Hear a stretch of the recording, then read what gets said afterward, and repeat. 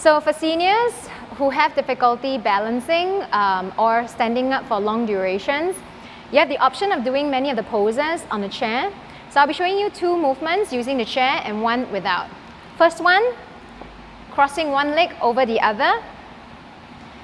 Make sure that you are seated further in on the chair before you start to lean the body forwards. The closer you bring your chest towards your thigh in this seated pigeon, the more you're going to feel the stretch along the outsides of your hips, right? So for those of you who suffer from pain, tingling, numbness, anywhere from the back of your hips to the outside of your hips, closer towards the outside of your knee, this is a fantastic stretch, right? So stay for 8 to 10 breaths, making sure that you're not hurrying with the breathing as well.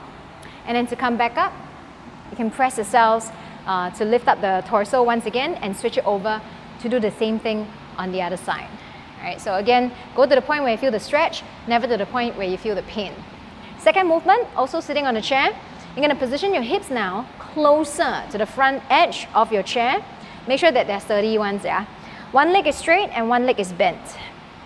You're going to rest your forearm against your thigh on the bent leg side, and on the other arm, extend your arm up and over. So bring your bicep next to your ear.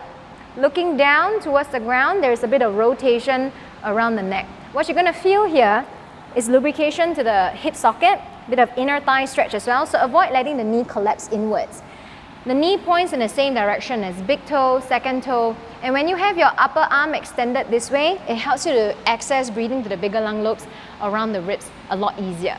So that's the second movement. Third one, we're going to do it while standing. No chairs needed, but this will help to strengthen the muscles in seniors needed to help prevent falls and losing their balance.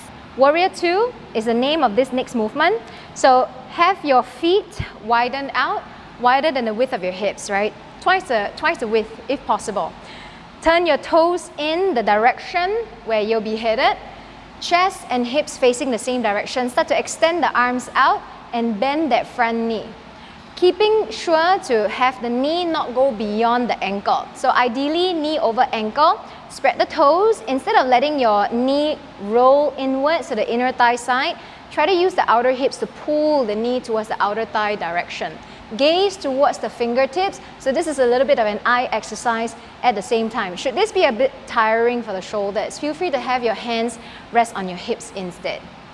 To come back, straighten that front leg, hands on the hips, turn the toes in, and then you can start to heel toe the feet towards one another, or just step the feet in. And then do the same thing on the other side. If you don't need to rest, you immediately turn your feet in the other direction to do the same thing, strengthening the lower half of the body. And if you're able to keep your arms up at the same time, it is also good for helping to strengthen the upper body.